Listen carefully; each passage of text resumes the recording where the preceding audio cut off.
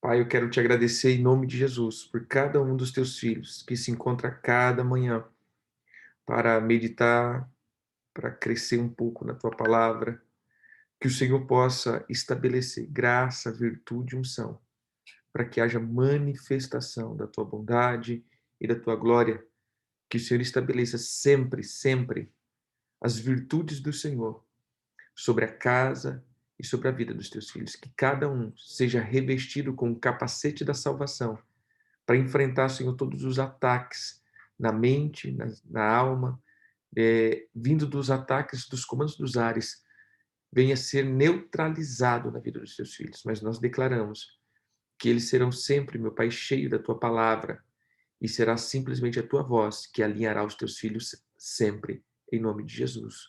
Amém, amém e amém. Amém, queridos? Nós estamos meditando em Mateus, capítulo 5, há uma temporada. Na verdade, nós vamos até Mateus capítulo 7, é o que o Senhor diz sobre o sermão da montanha, ou o sermão do monte, aonde ele nos ensina partes da escritura e ali onde está a reforma da escritura. A reforma que foi feita em alguns pontos, até mesmo da Torá, onde nós lemos ontem, quando o Senhor disse: não é assim que foi escrito, não matarás.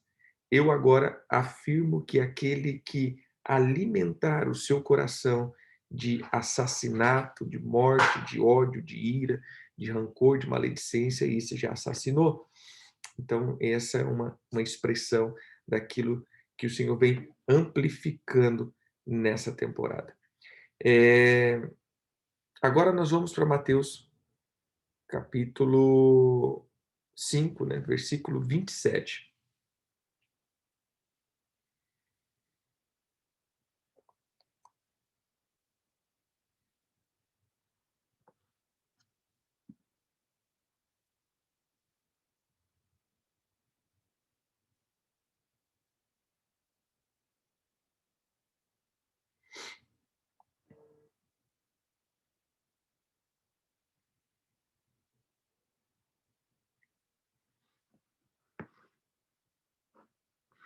Vamos lá?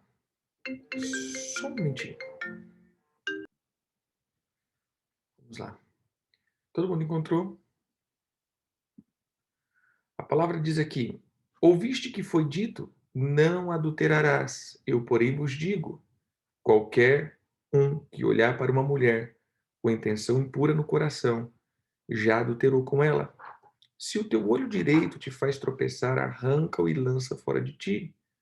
Pois te convém que se perca um dos teus membros e não seja ele todo o teu corpo lançado no inferno. E se a tua mão direita te faz tropeçar, corta e lança de ti. Pois te convém que se perca um dos teus membros e não vá todo o teu corpo para o inferno. Também foi dito: aquele que repudiar sua mulher, dê carta de divórcio. Eu, porém, vos digo: qualquer que repudiar sua mulher, exceto em caso de relação sexual ilícita, expõe a tornar-se adúltera, e aquele que casar com a repudiada cometerá adultério. Aqui, o Senhor está citando algumas partes da Escritura, da Torá. Ele começa dizendo: não adulterarás, que é uma parte da lei do Senhor, que está lá em Êxodo 20, versículo 14, e Deuteronômio 5, 18, que é um dos 10 mandamentos, né? Não cometerás adultério, não adulterarás. E aí depois ele começa a falar se os teus olhos, e parará, parará. Ele também refere-se daqui em Mateus, capítulo 18, 9, e também Marcos 9, 47, ele fala a respeito disso. Ele continua dizendo a respeito dos tropeços, né, daquilo que nos faz tropeçar. E aí ele diz a mesma coisa: se os teus olhos te fazem tropeçar, se os teus olhos te fazem cair, se os teus olhos te fazem, é, é, se os teus olhos coloca uma pedra ou um obstáculo no caminho, ou faz alguém, ou se a tua pedra se os teus olhos te ofendem, então arranca ele, porque é melhor você ficar sem os olhos do que ir para o inferno, né? E aí ele continua. E aí depois ele fala, aquele que repudiar a sua mulher é uma expressão também de Deuteronômios 24, 1 ao 14, que ele fala acerca do divórcio e também é uma expressão vinda de Mateus 19:7 e Marcos 10:4. Então, na verdade, Jesus ele traz uma gama de explicação aqui, ele traz também algumas conexões a respeito da antiga aliança, ou que nós chamamos da Torá. Tá, começamos com não cometerás adultério. Quando, quando nós olhamos para essa questão de não cometer adultério, a palavra adultério aqui, ela consiste em duas coisas, na verdade. Ela consiste em dois âmbitos. A palavra hebraica, a palavra grega para adultério, ou a palavra adultério, significa ser um adúltero, cometer um adultério, ter uma relação sexual ilícita com outra mulher, porém, ele também tem uma expressão hebraica que diz é uma pessoa que é solicitada por uma mulher a cometer idolatria, a ser levada à idolatria e comer coisas sacrificadas aos ídolos. Ou seja, o adultério aqui, ele não é somente uma relação sexual ilícita, mas também uma adoração ilícita. É muito interessante a gente entender isso daqui. Por isso existe dois tipos de adultério, o físico e o espiritual. Quando ele diz não cometa adultério, não adulterarás, ele entra para as duas coisas aqui. Cuidado para que você não seja levado a alguém a estar diante de ídolos ou a ser conduzido à idolatria. Porque todo adultério é uma idolatria. Então, aqui, entenda esse contexto. Todo adultério é uma idolatria. Mas entra-se alguns pontos aqui que eu acho interessante, que ele linka o adultério com o divórcio. Ele fala, na mesma parte que ele está falando do adultério, ele vai falar do divórcio. E eu não quero entrar em questões polêmicas aqui, não é meu caso polemizar, mas eu quero entrar em um ponto que eu acho bem interessante, que foi uma das coisas que o Senhor ele traz, né? O próprio Senhor Jesus ele traz em Mateus 19. Mateus 19, o Senhor também está falando a respeito do divórcio, né? E ele também entra na questão do adultério que está sempre ligado. Divórcio e adultério está sempre conectado nessa mesma situação. Vamos lá. Mateus 19.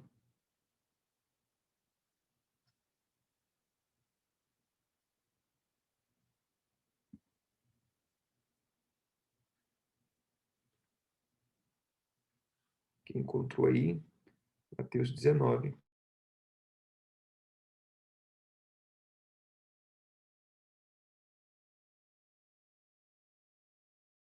Vamos lá. A gente então vê que em Mateus, capítulo 19, o Senhor ele é questionado pelos fariseus e o Senhor é interrogado, né? Jesus é interrogado acerca então do divórcio. E Mateus capítulo 19, versículo 3 diz assim: vieram a ele alguns fariseus e os experimentavam, perguntando: é lícito ao marido repudiar a sua mulher por qualquer motivo? Então respondeu ele: não tende lido que o Criador desde o princípio fez homem e mulher e disse: por esta causa deixará o homem pai e mãe e se unirá à sua mulher, tornando-se os dois uma só carne? Desse modo, que já não são mais dois, porém uma só carne, portanto, o que Deus ajuntou não separe o homem. Replicaram-lhe: por que mandou então Moisés dar carta de divórcio e repudiar? Respondeu-lhe: por causa da dureza do vosso coração, é que Moisés vos permitiu repudiar a vossa mulher. Entretanto, não foi assim desde o princípio. Tem uma tradução, a tradução, a mensagem, que eu acho bem bacana, e eu quero ler esse texto, que ele também expressa, mas expressa dando uma outra tonalidade. Ele diz assim: um dia os fariseus vieram provocá-lo. É permitido um homem divorciar da sua esposa por qualquer razão? Ele respondeu: Vocês não lerem o que o Criador, no plano original, fez o homem, a mulher, um para o outro, e macho e fêmea? Por causa disso, o homem deixa o pai e a mãe e une a sua esposa, tornando-se uma só carne com ela. Não são mais dois, mas apenas um. Deus criou uma união tão perfeita que ninguém pode ter a ousadia de profaná-la, separando-os. Eles retrucaram: Senhor, se é assim, por que Moisés ordenou que o marido mandasse sua mulher embora, dando-lhe uma certidão de divórcio? Disse Jesus: Moisés deixou o divórcio apenas como concessão por causa do coração duro de vocês, mas não era parte do plano original de Deus. Estou apresentando o plano original. Assim, se alguém se divorciar de sua esposa fiel e se casar com outra pessoa, a responsabilidade do adultério recairá sobre ele. A única exceção é o caso quando uma das partes comete moralidade sexual. Os discípulos de Jesus fizeram objeção: Senhor, se essas são as condições do casamento, estamos sem saída. Por que se casar? Jesus respondeu: Ninguém é maduro o suficiente para viver a vida de casado. É preciso ter aptidão e graça. Casamento não é para qualquer um. Alguns, desde que se nasce, nunca pensaram em casar. Outros nunca propõem nem aceitam. Outros ainda decidem não se casar por causa do reino. Mas se você é capaz de crescer até a grandeza do casamento, faça-o. Então, quando nós olhamos para esse texto, nós vamos ver então que ele dá uma outra tonalidade a respeito desse assunto. Ele começa a trazer então a respeito da maturidade. Então nós vamos ver então a questão da maturidade do casamento, a maturidade espiritual, que o adultério está dizendo também a respeito de algo que nós levamos aos ídolos, e também a maturidade emocional. Toda vida a dois, ele precisa de um nível de maturidade. E aí ele vai então trazendo sobre o casamento e o adultério. E é sobre essa tônica que eu quero dizer. Não quero entrar em questão de divórcio, não quero entrar em questão de separação, mas eu quero entrar nessa tônica da vida conjugal e a vida espiritual. O Senhor, então, ele coloca que para que você viva sempre dentro de um relacionamento, você vai precisar ter duas coisas. Primeiro, maturidade. Segundo, você vai precisar ter um coração tratável. O Senhor, ele dá duas coisas que nos faz sair de dentro de um relacionamento.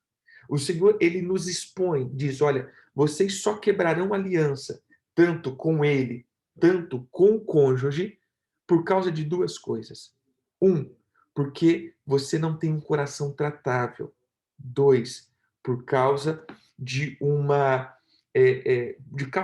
imaturidade. Irmãos, toda vez que nós quebramos um vínculo de aliança, seja qual for, eu não estou dizendo aqui culpando A ou B dentro de um relacionamento.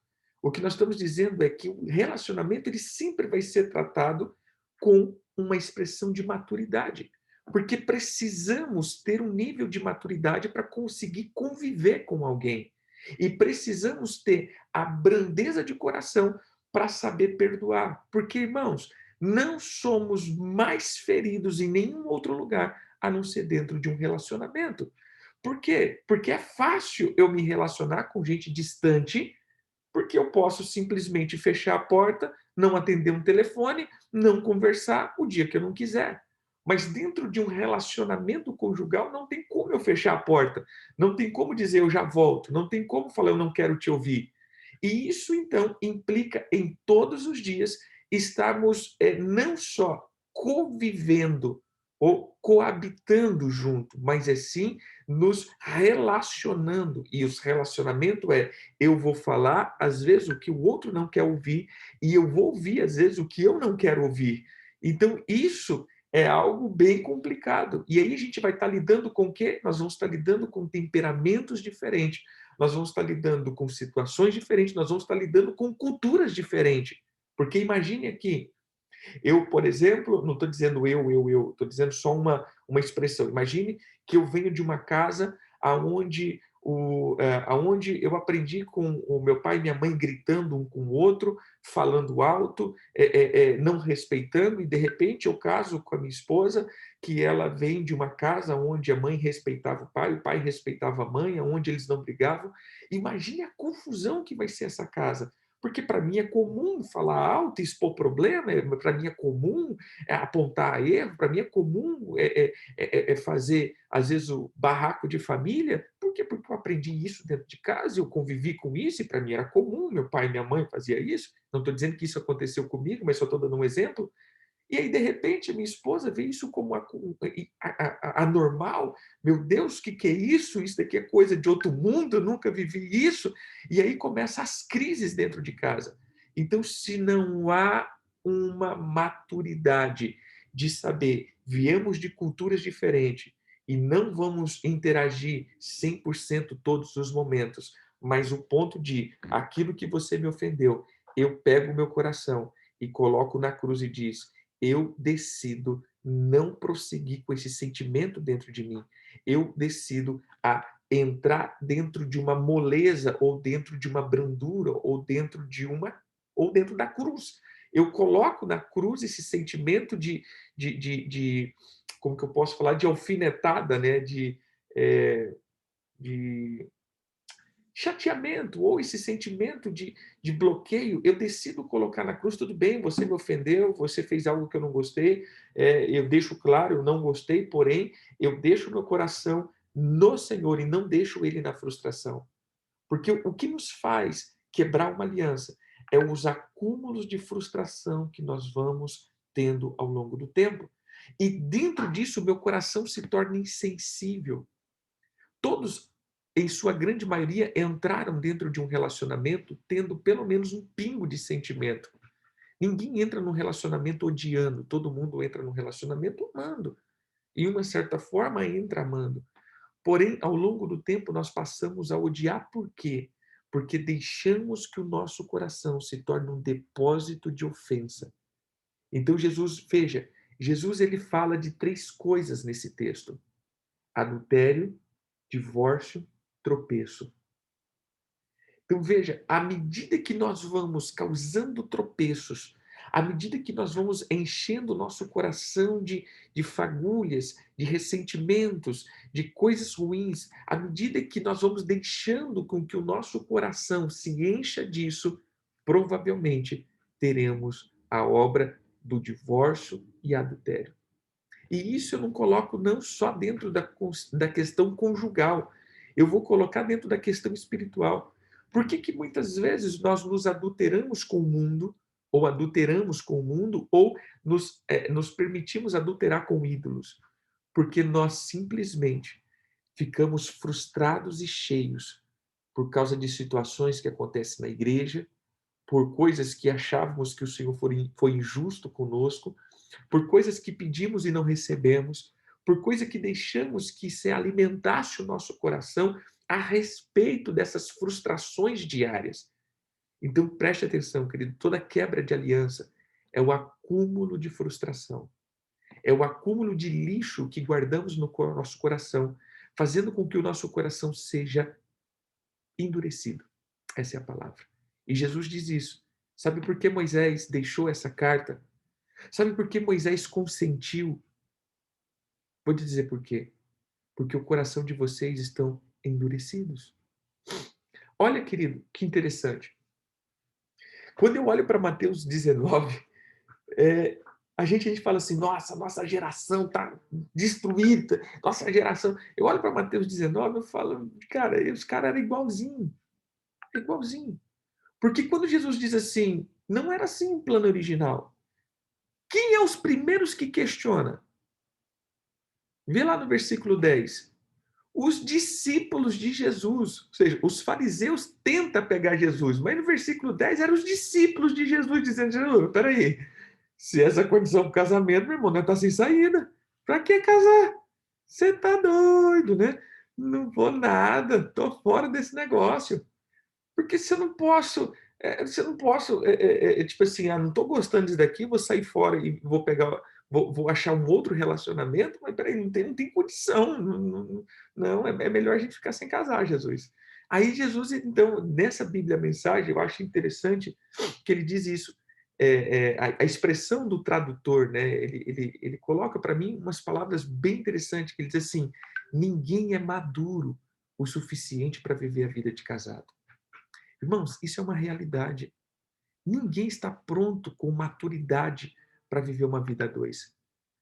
Porque você precisa ter renúncia todos os dias. Você precisa ter habilidade de deletar sentimentos e ofensas todos os dias.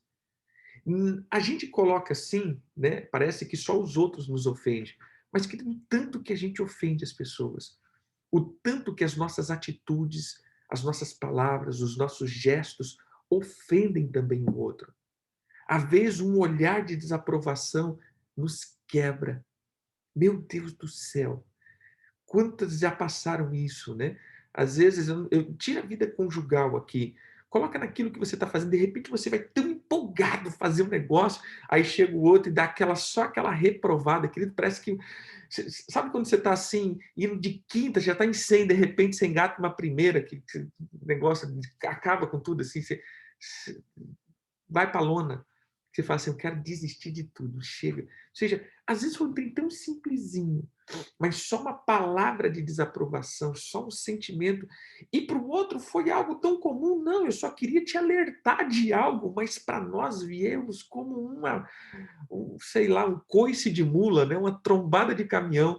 Foi algo assim terrível que nos faz paralisar. Então, assim, toda vez que nós estamos dentro de um relacionamento, seja conjugal, seja amizade, seja paternidade, seja irmandade, né, da igreja, seja qualquer tipo de relacionamento onde tem mais de uma pessoa, sempre teremos uma expressão que não somos maduros o suficiente para viver em comunhão. Essa é uma expressão muito, muito, muito bem colocada. Querido, não somos maduros o suficiente para viver dentro de uma sociedade. Não temos maturidade ainda. Por isso, precisamos de Jesus para isso. Precisamos de Jesus para ter comunhão. Precisamos de Jesus para nos colocar dentro de uma linha de comunhão a respeito de uma unidade.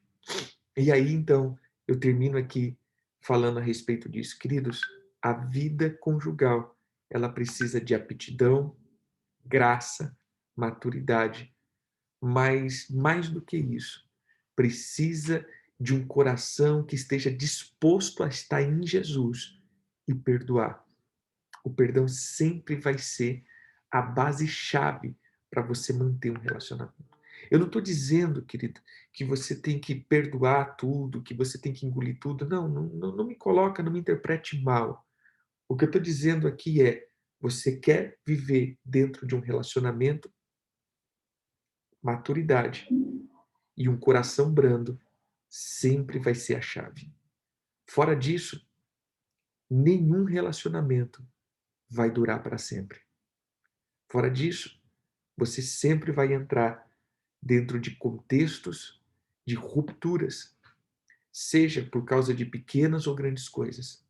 O nosso coração sempre vai estar limpo e tem que estar limpo todos os dias, não deixando que o sol se ponha sobre a nossa ira, não deixando que as ofensas ganhem lugar em nós, não deixando que as pedras de tropeço se coloquem a tal ponto aonde eu não consiga mais caminhar.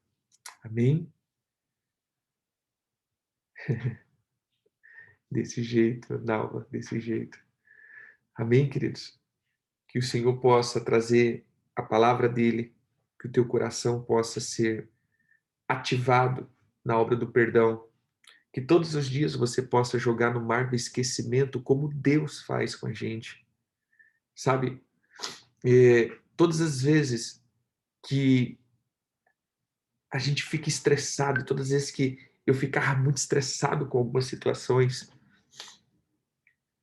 seja família, seja discípulo, seja qualquer coisa, e aquilo enchia o meu coração, falava: "Ah, não dá". O Senhor sempre falava isso comigo. A palavra que o Senhor trazia ao meu coração sempre era essa: "Imagine se eu fizesse isso com você". Isso sempre me quebra, né, porque a gente começa a pensar e falar: "Meu Deus, é verdade. Eu erro muito mais com Deus do que essa pessoa erra comigo". E se imagina se Jesus fosse fazer isso comigo, falar: "Olha, não dá mais, Éder, não dá mais, não dá mais. Eu tô cheio das tuas dos teus erros, eu não te perdoo mais". E essa sempre foi uma coisa que o Senhor sempre me quebrou, foi nisso daí. Às vezes quando chegava para discípulo, para coisa, eu falava: "Não dá mais, não", meu Deus do céu, aí Jesus falava: "Ainda bem que eu não faço isso com você". Aí eu volto atrás, mas "Não, dá sim, Senhor, dá mais um pouco, vamos andar mais um pouco". Né, então a gente tem que estar sempre tendo essa moleza de coração e colocando as coisas na cruz, para que possamos caminhar. Amém? Que o Eterno amoleça o teu coração e te dê maturidade para poder caminhar. Eu te abençoo e declaro que as durezas de coração não terão lugar no teu coração, mas que as pedras sejam quebradas e que o Senhor te dê um coração de carne sempre, em nome de Jesus. Amém. Amém e amém.